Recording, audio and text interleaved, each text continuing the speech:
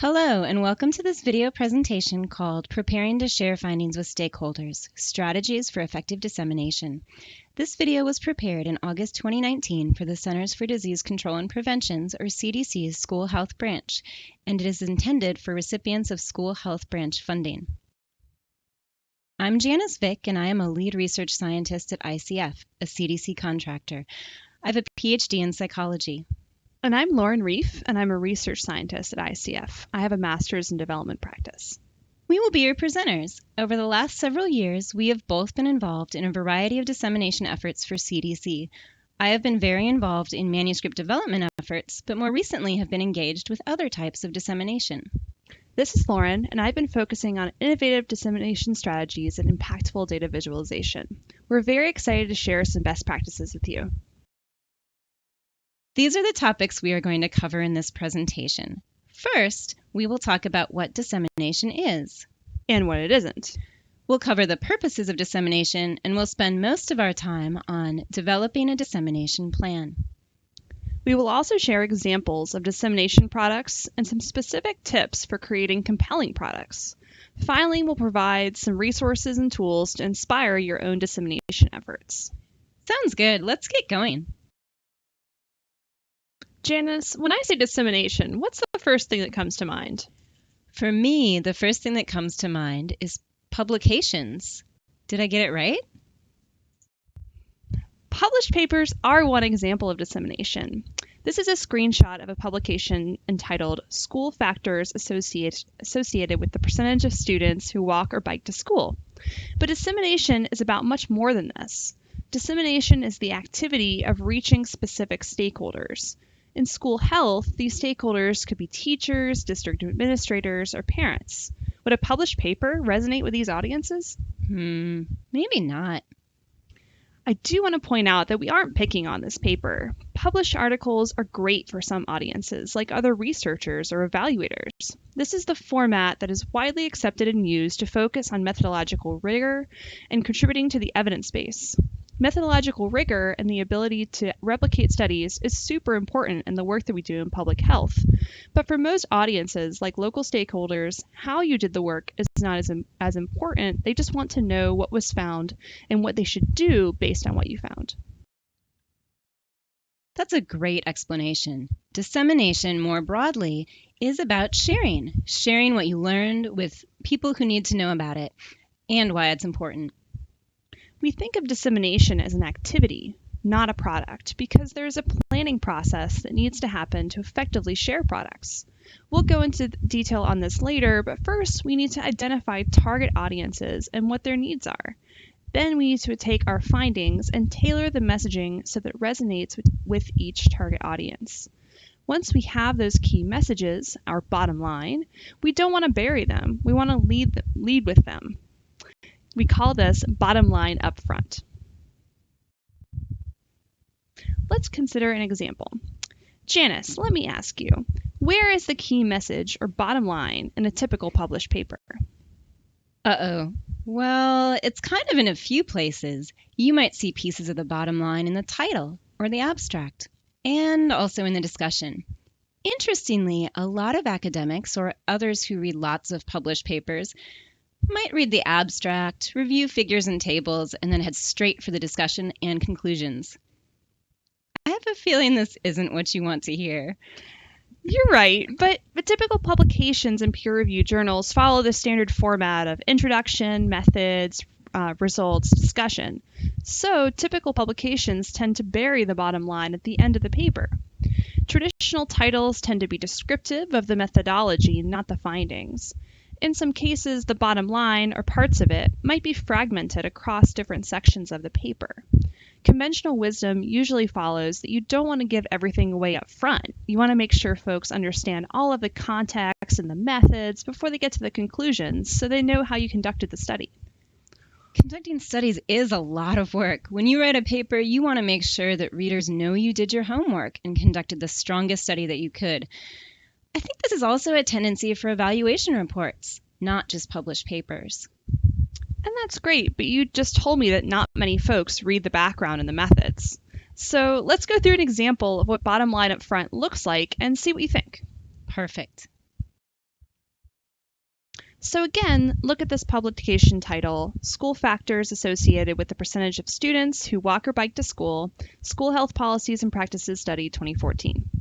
What do you think the takeaway is just in the title for, let's say, a school district official who wants to get more kids to walk or bike to school? Well, I'd have to read the paper. I read the paper, and there's some really juicy nuggets in there. But the bottom line is buried. So what bottom line did you find? This is the bottom line I came up with. Having crossing guards and bike racks and distributing promotional materials to kids and parents are effective yet underutilized strategies associated with more children walking or biking to school. Wow, that's very clear. Maybe that district official could try some bike racks or crossing guards. It seems like this is some really important information to share with district administrators and other school health stakeholders to show them what works. Exactly right. A clear bottom line like this, shared up front, is really important for dissemination to stakeholders. You mentioned showing what works, Janice, and that's actually a really great segue into what we're going to talk about next, which is purposes of dissemination, the first of which is to show what works. So as we already saw when we looked at the bottom line from that paper, it identified some strategies that were already working. Yeah, like this image of someone hammering a nail. The image shows what works. And showing what works is just one important purpose of your dissemination products, but there are others. That's right. You can use dissemination to celebrate success. The people in this image look like they're doing a group high five. They look happy about their success. Your dissemination products can do the same thing. They can communicate your achievements. Right, and success isn't always about showing what works. It can be about making progress on an initiative or collaborating with an important partner. It can be worthwhile to disseminate information to celebrate successes as a way of keeping stakeholders informed and engaged. Dissemination can also identify important lessons learned or barriers that can lead to changing and improving a program. The guy in this image is renovating a room. I see the connection. He's got construction tools and materials to make the needed changes. Yes, school health programs need renovation sometimes too, as you learn more effective ways to do things or ways to overcome challenges. Disseminating that kind of information can inform program improvements for you and for others. Dissemination can be used to identify critical next steps. Like the stone steps in this image that lead the way forward, you can use dissemination to prepare stakeholders for what's next. Like program improvement, you can identify important next steps for new programming or for stakeholder involvement. Dissemination can also help you secure additional funding. The woman in this image looks excited about the cash in her hand.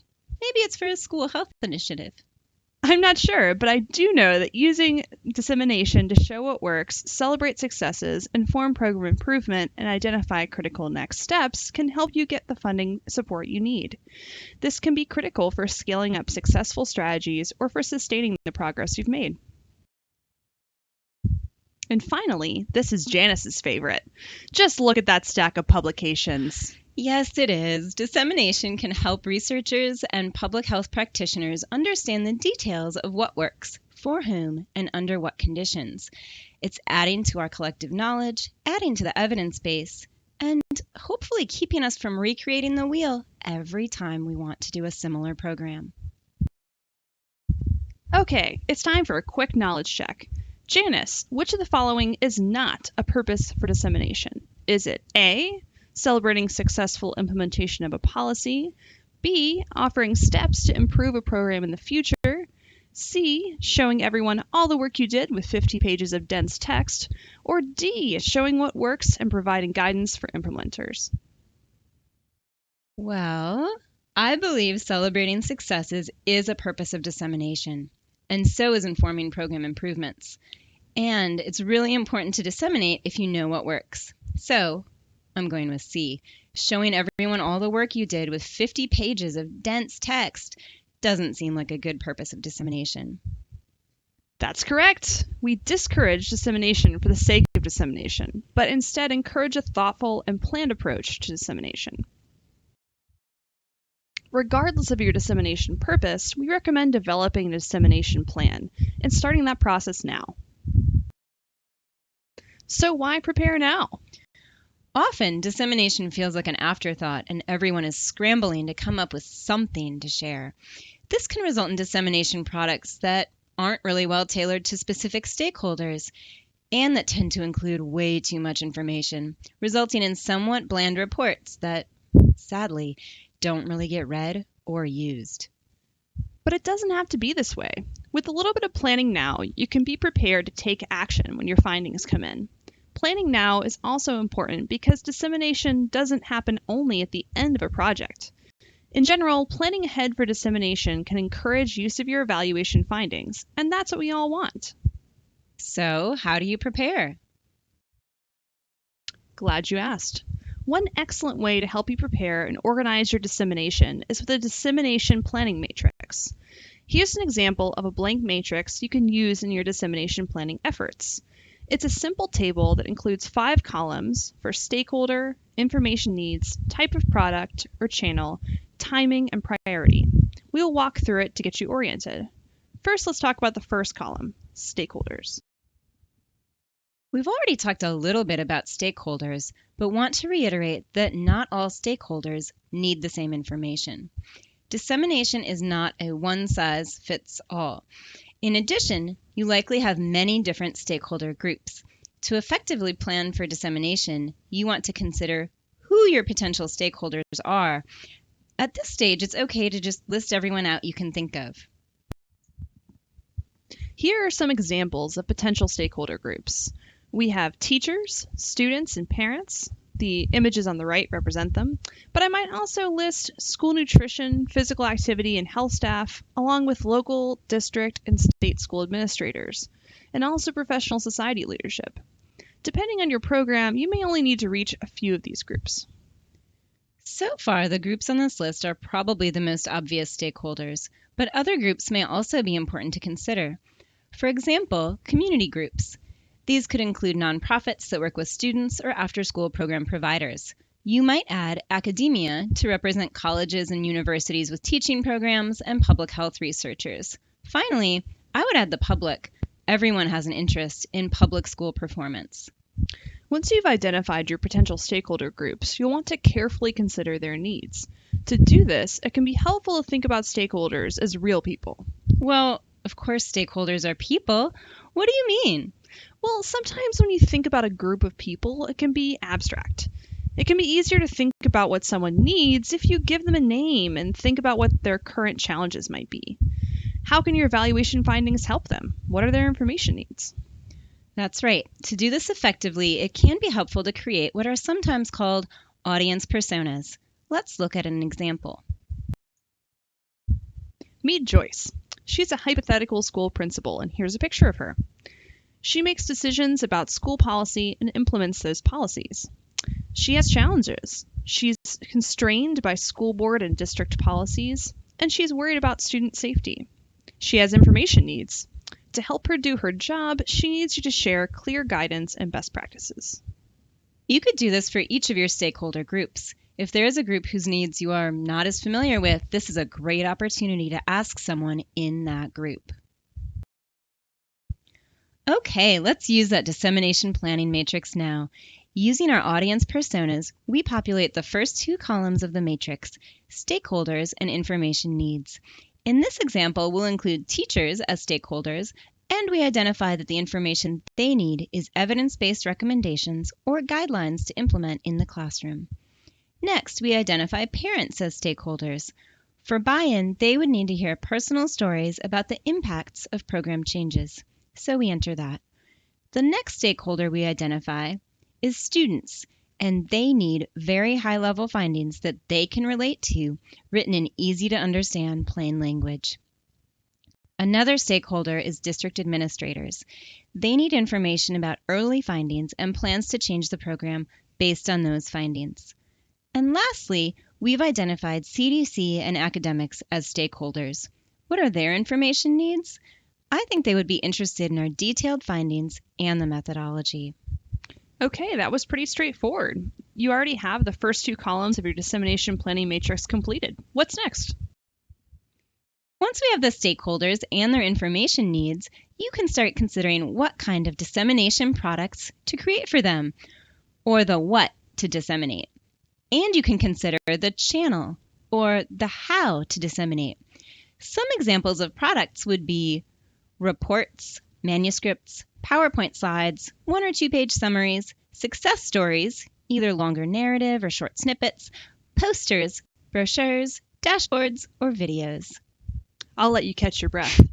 Some examples of channels would be to share information via in-person delivery, email or listserv, a website, an academic conference, an annual meeting, through social media, a town hall, or a radio interview or podcast.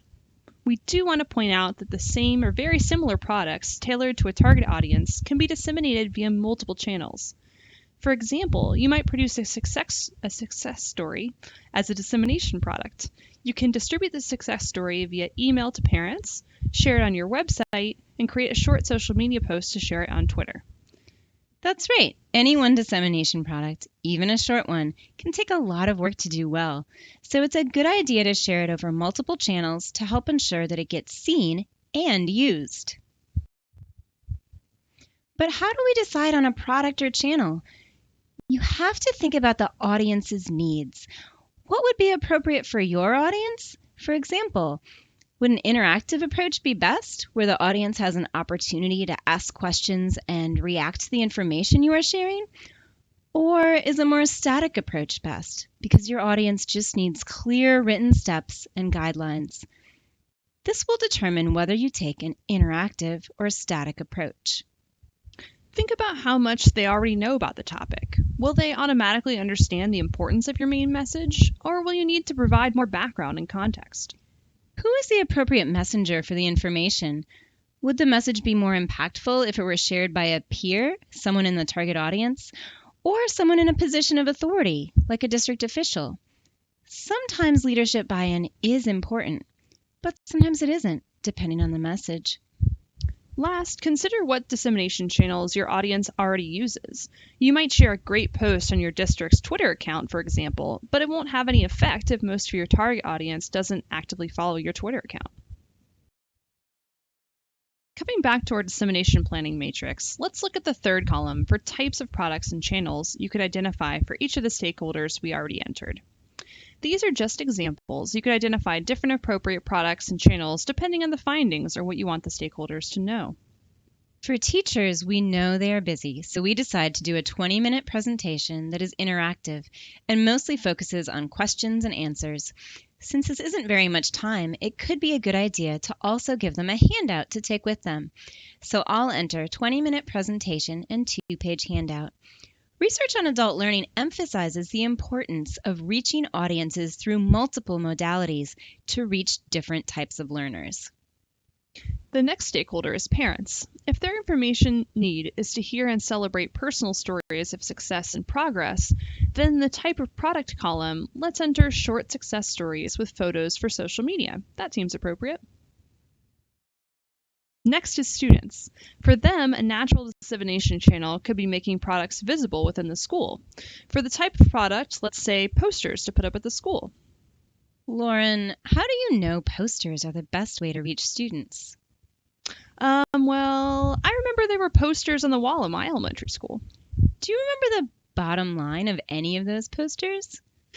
Well, maybe we should actually ask some kids, engage some stakeholders. Right, it would be a really good idea to have a solid understanding of the best way to reach students. Lauren and I want to acknowledge that kids these days are a moving target, and the best way to reach students could even be affected by the school and school policies. So, if you don't know, ask. Let's move on to our next stakeholder, administrators. I think district administrators might want a more interactive dissemination approach. For this type of product channel, I'm going to enter interactive data review meeting. We will talk about this in depth a little bit later, but they are a great way to get feedback on early evaluation results.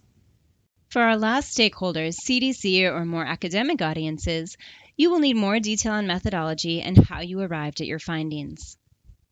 I'll enter conference posters and presentations for this one. I know Janice is excited about conference posters.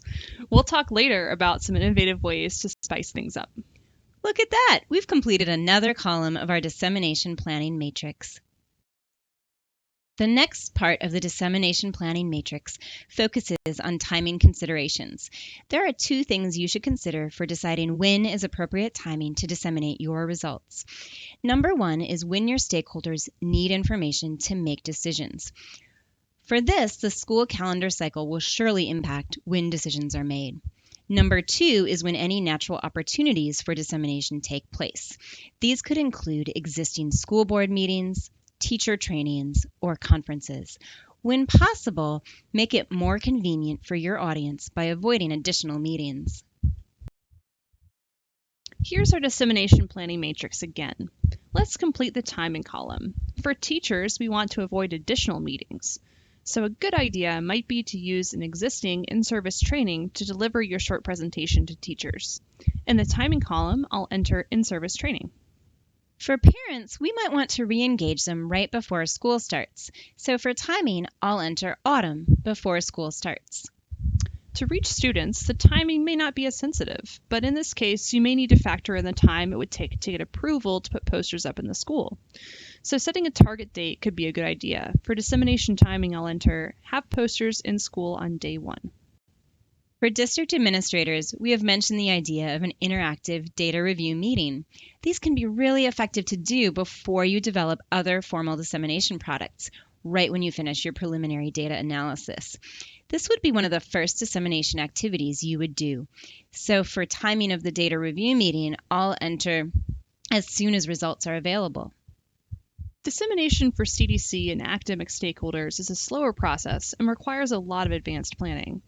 For an academic conference, abstract submission is usually 6 months before the conference, which means that you already have to have your preliminary findings to write your abstract. Submission to conferences also involves lots of approvals. But that doesn't mean you shouldn't do it. Conferences can be a great way to learn how others are tackling similar challenges, and it might inspire you to develop a publication to contribute to the evidence base.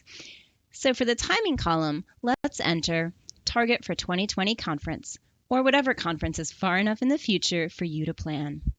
Hey, check it out. Our matrix is almost done. Let's finish the last column, priority. Let's talk priorities. When you look at that matrix, it get a little bit overwhelming, and you might wonder how you'll be able to act on your dissemination plan. But don't fret. Depending on your resources, you can prioritize dissemination to ensure that you reach your most critical stakeholders. And then, as resources allow, you can get to the other groups. You just need to consider who needs this information first to make decisions, and who requires this information for grant or other reporting purposes. Let's look at our matrix one more time. In the 5th column, we identify priority levels for each stakeholder. In this example, we said that teachers and district administrators are high priority, so we would start with them. And we'll say parents are medium priority. And we'll identify students and CDC and academics as low priority. Wow, we finished the matrix. What's next? Time for a quick knowledge check. Janice, is social media a dissemination product or a channel? I'm going to give our listeners a little bit of time to consider this question too. I'm going with channel. Correct. It is a channel. It is a way to share information, not the product itself. You could share lots of different kinds of products on social media. Here's one example from the School Health Branch's Pinterest board. It's an infographic called Healthy Students Do Better in School. It uses simple graphics and brief text to communicate a clear message. Students that are physically active, eat breakfast and healthy foods, and manage their chronic health conditions have increased test scores, better grades, increased attendance, and improved behavior. Here's a tip. Post a key finding or short success story with a graphic or photo on social media like Twitter or Facebook, depending on your audience. Now that we've talked about dissemination planning, let's explore dissemination products. We'll mention some traditional examples and then explore some non-traditional ones you might not have considered before. First, I want to emphasize the difference between traditional and non-traditional dissemination products and channels. We've already touched on this point a bit, but we'd like to encourage you to think beyond these more traditional dissemination products, such as long detailed reports, manuscripts published in academic journals, long text-heavy PowerPoints, and conference presentations or posters. These traditional products have a place, but very often shorter, more engaging, non-traditional products and channels can communicate your message, your bottom line, more effectively. These non-traditional dissemination products and channels may include social media, website posts, news releases, interactive data review meetings to discuss preliminary results and gain stakeholder perspectives, one-pagers with strong visuals and storytelling, infographics, success stories, one-on-one meetings, posters or brochures, and short videos or podcasts. Next, we'll talk about some examples of these. The first example of a non-traditional form of dissemination is an interactive data review meeting. This can be a fun, less formal way to gather feedback about preliminary findings from your stakeholders. The idea is pretty straightforward. It's a way to explore the data and have your audience help interpret the results. Like this image suggests, it's a casual way to explore data with your stakeholders. As for timing, it's best to hold these meetings after preliminary data analysis, but before final reporting, and before you create more formal dissemination products. So, how do you have an interactive data review meeting? It's usually structured as a small facilitated group discussion and report out. This works best in person, so you'll want to gather people in a room and show them some data and preliminary findings. You can either have short presentations or just have printed graphs and data tables around the room. Then invite your participants to talk about the data in small groups. You can provide them with questions to answer as they review the data. Once they have had some time to review, you can come together as a larger group to discuss it and capture their input. Who gets invited? Is it a mix of stakeholders or just one group? You could do it either way. You could involve leadership or program beneficiaries or both. If you want to convene diverse stakeholder groups, it's a good idea to organize your small groups by stakeholder type so folks feel comfortable sharing. What about setup? The only thing you need is a meeting place, a neutral facilitator, one who's not tied to a particular outcome, and some people to take notes to capture the discussion. That sounds great. Do you have an example? Of course I do. In this example of an interactive data review meeting, evaluators wanted to elicit feedback from program staff on preliminary evaluation results, so they held what they called a data coffee break. Depending on who you are inviting, you might use different names for your meeting that appeal to your specific invitees. The term data party is also used to describe these types of meetings, and you can do internet searches on this term to learn more about how people approach them. This data coffee break was set up a little different. Organizers printed graphs of different outcomes and placed them at tables staffed by evaluators. Then, the program staff walked around the room to review and discuss the findings. Having people walk around the room made it casual and interactive while they shared their interpretations of the data. Discussion questions were very open-ended. They included, does this align with your expectations? Why or why not? What stands out to you? What questions are you left with? How do you feel about these recommendations? Or which ones seem doable? Participants answered questions while evaluators took notes. Later, they incorporated suggestions into their final dissemination products. Lauren, I really like the idea of an interactive data review meeting as a way to engage stakeholders before you head far down the path of creating formal dissemination products. It seems like such a great way to learn more about the perspective of your stakeholders so you can create solid dissemination products that meet their needs.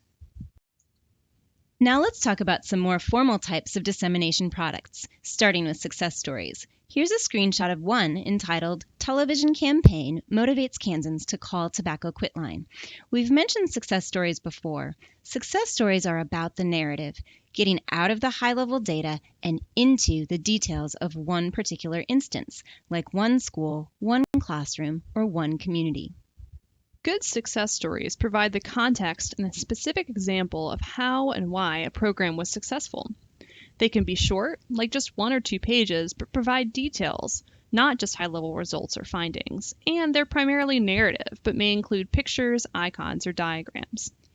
CDC's National Center for Chronic Disease Prevention and Health Promotion has an online library of success stories and templates you can use to create success stories. We'll share that link at the end of this presentation. To help you develop a strong narrative and a compelling story, templates include things like a summary paragraph, a statement of the challenge or problem, a description of the solution, results, and plans for sustaining success. While a success story includes context and how you succeeded, a short 1 or 2 page report will most likely focus on findings and next steps. This screenshot is a good example of a short report called Envisioning the End of the HIV Epidemic. It features a limited number of key points, in this case 10, and icons or images to help focus the reader's attention. Notice that even though it's only 1 page, it doesn't seem they tried to squish everything in. It's not cluttered, and there's still some white space, which makes it easy to read. There are no dense blocks of narrative, and the colors and branding are nice too. Let's talk a little bit about conference posters, because we know these are popular. Janice, have you ever gone to a conference poster session? Yes, the image of people wandering around a poster presentation hall brings back memories. How does it make you feel? Well, Lauren, that's a complicated question. Often I feel excited, so much great work happening, and people to tell you all about it. But in reality, I tend to find conference poster sessions totally overwhelming. Posters are usually really dense, and it's hard to figure out what's important. And there are so many to look at. What if I told you posters could be different? So I titled this slide, #BetterPostersRevolution, because there's this great Better Posters revolution going on right now, led by a PhD student at Michigan State University, Mike Morrison. The point is, conference posters don't have to be boring or overwhelming.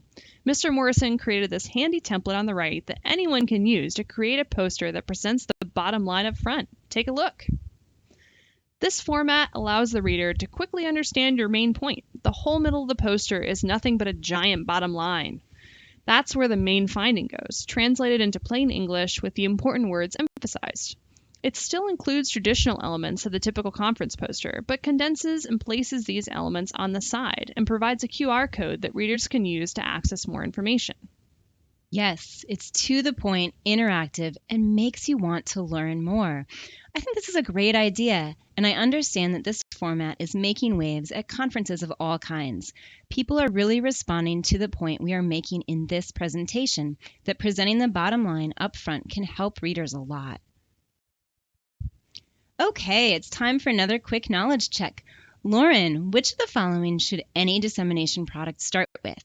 Your choices are A, background, B, methods, C, key findings, or D, discussion. I think the correct answer would be C, key findings. That's right. It will work best for your audience if you provide an upfront summary of your key finding. It's that bottom line upfront approach we've been talking about. Now that we've shared some examples of different kinds of interesting dissemination, let's talk about some specific tips for creating compelling products. In this section, we will cover content, formatting and layout, and the process you want to follow. Let's start with a few recommendations about content. You'll want to clarify the purpose of the product and start with your key message. This will keep your product clear and relevant to the target audience. As we said several times now, bottom line up front. Always avoid jargon. Use plain language and write short, active voice sentences. You should use the simplest words possible rather than long or complex words. Even the academics will thank you. You will also want to be sure the tone and literacy level of your writing match the audience you want to reach. Next, identify graphics and visuals you want to share. Make sure to balance text with graphics and visuals. Too much of either makes the product hard to read. When you are thinking about your findings, make sure to turn them into recommendations for your audience. This is the so what of your data. Finally, connect the content back to your organization's mission. Link your findings to something larger if you can. How does this finding contribute to your organization's mission? How does this work lead to happier, healthier kids? Turning to formatting and layout, it can be very helpful to use visual cues like bolding so that your readers can see key points quickly. You can also do this with colored text, larger text, text boxes, or icons to bring attention to key items. You really want to avoid dense blocks of text. Even in a product like a success story, think about how you could use images, short paragraphs, and bulleted or numbered lists to help increase visual appeal and readability. Graphics are important, but use them sparingly. Graphics add visual appeal and help convey information, but they can also be overdone. Make sure they add value to your document. White space is your friend. This is an important point here, Janice. You want to avoid squeezing too much text or images into any one page, or your reader might feel overwhelmed. That's right, and you can also use attractive photos, not just icons or graphics, to make your product appealing. Just make sure you get any needed permissions for people shown in your photos, but you can also consider photos without people. Remember to brand your content. If you have a logo or relevant colors, these can be great to include. We'll share some resources at the end of this video, but internet searches can help you explore formatting and get inspired. Not just Google, but social media sites like Instagram and Pinterest can have a lot of interesting ideas, specifically related to evaluation. We do have one quick example to share. Here's an example of a compelling layout for a brief report. Here we see small screenshots of the 7-page report. We like this because it shows creative use of pictures. Really just one picture, used subtly as a background for the title page and as a background for each section header. The report makes a wonderful use of colors and fonts to draw attention to headers and key points. I also want to point out that while this report is mostly words, it avoids dense blocks of text and has a lot of white space with generous margins. For a product that isn't your traditional long report, but still several pages like this one, I find it can be very helpful to zoom out, as we're seeing here, to get a sense of the big picture of your layout. You can spot things with this sort of view that you might otherwise miss. Lauren, you also wanted to talk a little bit about data visualization, right? That's right, data visualization. While we're talking about layout and format, let's do a really quick Data Visualization 101. There are whole classes on this kind of thing, so we'll only be able to give you a taste here, but these are very simple tweaks or adjustments that we can make to charts to make them better. We are going to take this boring, hard-to-read chart and turn it into something eye-catching and informative. We'll walk you through each step. And keep in mind, this is all done in Excel using some basic commands, nothing fancy. So here's our starting chart. Janice, what do you think this chart's trying to tell us? Well, I'm not quite sure. The title is small and hard to read, but says Percentage of Children Meeting Physical Education Requirements by County. It shows 5 vertical green columns of varying heights, each representing a county labeled on the x-axis in very small text. The y-axis shows percentages ascending from 0% to 100%. It looks like some counties are doing better than others, but I'm not sure what the bottom line message is. Exactly. It's not very clear what the chart is representing. Let's go through some steps to improve readability and hopefully it'll become more clear. I'm excited to see what you come up with. First, let's talk about horizontal layout and intentional order. I turned this chart on its side so the bars are horizontal with the counties on the y-axis and the percentages on the x-axis. Since in most Western countries we read left to right, our brains have a much easier time discerning differences in length of bars rather than height. In Excel parlance, we're turning this from a column chart to a bar chart. Next, we're going to sort these values from largest on top to smallest on bottom. This also aids the brain in determining which is larger and which is smaller. Now we can see that County 4 at the top has the highest percentage and County 3 at the bottom has the lowest. Next, let's reduce the gap width and increase the text size. Some white space on a chart is good, but we had lots of extra white space between these skinny bars. Reducing those white gaps, like this, will allow us to focus more on the data. Oh, that's cool. How did you do that? It's really easy. In an Excel chart, this is under Series Option, and it's called Gap Width. The default gap width for Excel is 150% of the bar width, which is way too much. I usually set it around 50%. You'll notice I also increased the text size to something folks can read in the back of the room. 18-point font is the lowest you want to go for any PowerPoint slide, unless it's for a citation or some other footnote. I've changed the chart's title font to 24 and used size 20 for everything else. Yes, I can read it clearly now. Now let's declutter the chart and label it directly. You see, I removed these pesky background lines and the axis too. Don't you need those lines and the axis so readers can determine percentages? Don't worry, we won't need them to help us gauge our percentages because we also place labels right on the bars. Now the percentage is displayed at the end of each bar. Next, we need to add a descriptive title and subtitle. In our report, we might have a whole paragraph to explain this chart, but we also want the chart to stand on its own. For this reason, I've used a descriptive title, one that showcases our key finding. Please note the data are made up for this example. In this example, our key finding is that students in counties with the Move More program were more likely to meet physical education requirements than those in control counties. Notice that I've also added a subtitle that says, percentage of 8th graders meeting physical fitness standards at the end of grade assessment. This is what we might traditionally use as the title because it gives us clues about the data source, that we took the data from 8th grade PE assessments in all of these counties. This is important information, so we include it to allow our chart to stand on its own. How much of my methods should go in the subtitles? I mean, all of the methods are important. We don't want to get carried away and start adding all of our methodology in the subtitle.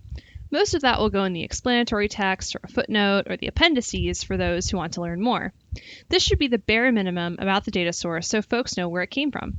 I try to stick to 2 lines max for titles and subtitles. Finally, I'm going to use color and format to emphasize the takeaway. Within our findings, I've bolded the keywords, more likely to meet physical education requirements, and I've also made the subtitle smaller than the title and italicized it so it doesn't get mixed with the title. I've also kept the bars for the intervention counties green for emphasis, while making the bars for the control counties gray. It's not that the gray ones are unimportant, we just want to highlight the contrast between the two, and we can do that easily with color. This chart is so much clearer now. Here's the original versus the finished chart. The original is on the left and our chart revision is on the right. See how far we've come? Wow, Lauren, you're making me want to redo all the bar charts I have ever made right now. Thanks a lot for that quick data visualization demonstration. I also want to note it's not just bar charts that you can transform in this way. Whenever you are presenting data of any kind, you can think about how to present it to help the reader easily see what they need to see to extract meaning from what you are showing. Use of strong titles, labels, and color, as Lauren has shown, can go a long way in helping your reader. And the more your reader understands what you are communicating, the more likely they are to remember and use what you are sharing. So here's a summary of data visualization tips that Lauren demonstrated in the last few slides. Order your data or information intentionally, usually large to small or small to large. Label items directly so readers can interpret information quickly. Declutter your graphics by removing all unnecessary ink, like borders and grid lines. Write a descriptive title using your key finding and a subtitle giving a peek into data sources and methods. And last, use color to emphasize the takeaway. Following these tips will do a lot to help your readers easily understand the meaning of the results you are sharing. And if you're craving more information about data visualization, we'll share some resources at the end of this presentation. Now that we have powered through data visualization, let's talk a little about the dissemination product development process. When you are drafting your products, it's really helpful to have a set process and timeline. You can go back to your dissemination planning matrix to think about the ideal timing of dissemination and work backwards from that deadline to develop a timeline. You want to consider time needed for drafting, review, revisions, and approvals. Once the draft is complete, it's time to review. Engage multiple reviewers because more eyes equals fewer errors. Encourage constructive feedback on specific things like layout, messaging, and recommendations. Also, it may feel a little scary, but it can be incredibly helpful to engage a target audience reviewer. Have a member of the target audience review your draft and provide feedback. You can even ask specific questions, kind of like the questions you would ask for an interactive data review meeting. The next step is to revise your product based on the reviews. Once you've made revisions, you'll likely have to get needed approvals. That's the last chance for final revisions. Make any final tweaks and then you're ready to share. This is the basic process for any dissemination product development. Before we finish, let's do one final knowledge check. Lauren, which of the following are important tips for planning content, layout, or data visualizations? A, the more complex the language, the more credible you will seem. B, white space is your friend. C, presenting data in a horizontal format can help readers. D, visual cues can include icons, color, or text size. Or E, B, C, and D. Well, it's definitely not true that complex language lends credibility, but it is true that white space is your friend, that data in a horizontal format can help readers, and the visual cues can include icons, color, or text size. So I'm going with E. That's right.